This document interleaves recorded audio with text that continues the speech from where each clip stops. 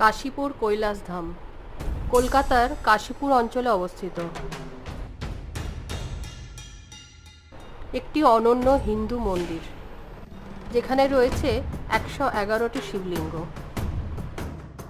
মন্দিরটি চিতপুর স্ট্যান্ড রোডে রানী দেবেন্দ্রবালা ঘাটের কাছে অবস্থিত।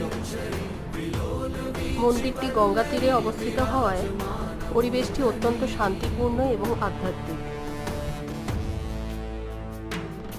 মন্দিরের প্রধান আকর্ষণ এই 111টি শিবলিঙ্গ, যা নর্মদা নদীর পাথর দিয়ে তৈরি করা হয়।